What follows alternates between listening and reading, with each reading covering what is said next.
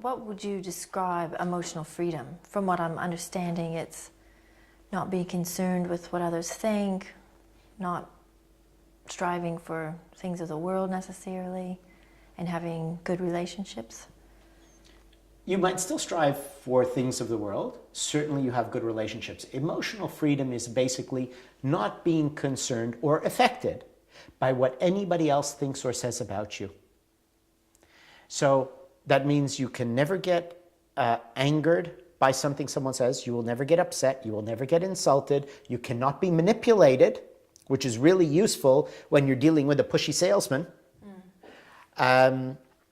So you really are in total control of your life because you cannot be swung and tricked into emotions. Now I have the full range of emotions. I can get very angry, except the difference is if you get angry at something, let's say you drive to work and this guy cuts you off and you get very angry, you stay angry all day. And then you go home at night and you tell your husband, oh, that bastard in the morning, he did this and that. You stay angry all day, right? The difference is when you're emotionally free, he cuts you off, you say, you bastard! And then you keep driving. You get angry at the moment and then it passes because it is only necessary at the moment. So our emotions are always there. Our passions increase because we're not living in imagination which carries things on all day or weeks or months or years. I had one fellow tell me about something that happened about 3 years ago. He's still stewing over it. This is a prisoner. Now imagine, like a computer, we have a certain amount of processing capacity. In other words, your mind can only think of so many things at a time.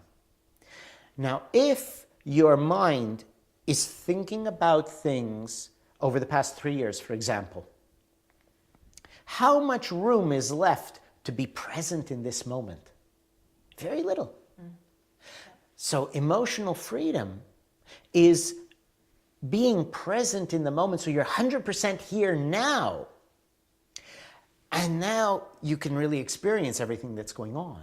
And this makes you far better in your relationships and in work and in business because you know exactly what's happening.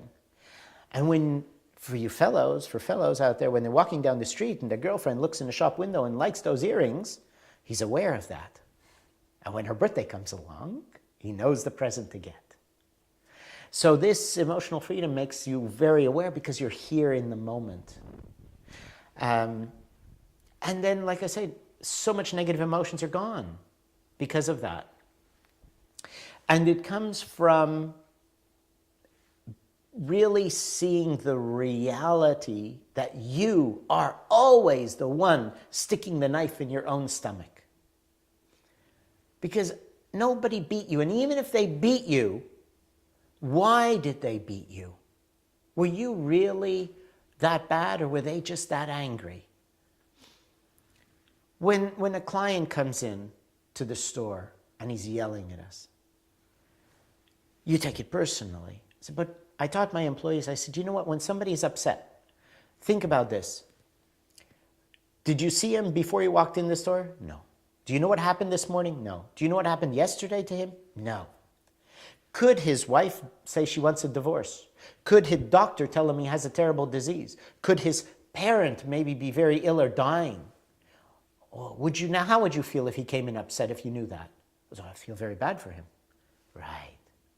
So when we take the view of humility, that we don't know everything that has happened, the karma, the chain of events that's happened in another person's life, leading up to the moment that they're saying that what's wrong, or they're attacking you or insulting you. If you bear that in mind, then you won't get upset. The knife always stays on the table. So this is a matter of training your mind to function this way. Now, a human being is a robot, and we're a stupid one at that, but we're brilliant. We're brilliant because we learn things quickly. We're stupid because we don't discriminate about what we learn. So we've learned certain habitual ways of thinking, and those have now become our habitual patterns, our habitual reactions. Instinctively, automatically, You right away will react to certain words, to certain situations. Now, there's a lot of other habits that we have which we know we can break.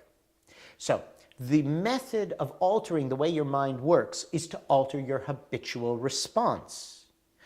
We alter our habitual responses by accepting the humility or the need of humility rather than the arrogance that we know everything that's going on. I know what he meant. I know why he said it, which we don't. Sometimes the other person doesn't even know. Never mind you.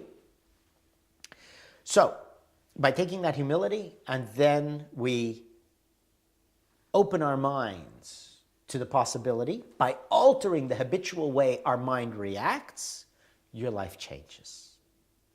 And there's this very simple exercise. I call it the habit organ. Like a kidney, liver, heart, lung, spleen, we have organs. We have organs of our mind. And there's the habit organ. And the older you get, the more it atrophies, becomes solid, stiff. You know the saying, it's hard to teach an old dog new tricks. I'm too old to change. It's because the habit organ is solid rock now. The problem is we can't go in, cut it, and put in a new one like you can do with an atrophied liver, or a kidney. Give them a new one. Can't do that with the habit organ. All we can do is start exercising it. So we exercise the habit organ by breaking habits. Brush your teeth with the other hand. Count 1 to 10 repeatedly while brushing your teeth so your mind is not drifting. And what I do is I tap my finger very, very quickly, I count very slowly, and I brush with the other hand. So you add new habits to break, or patterns. Any little habit in your life, every month break one habit, and every month add a new one. And don't give up after a month. That becomes a permanent change. And so as we change our standard little habits, then that softens the habit organ. And then you'll find it easier to break habitual response habits as well. You put in effort that, okay, this particular habitual response, I will change. And you start to work on that. And so one by one, we chip away at this big mountain of habitual emotional responses, and you will find that your life is very quickly altered.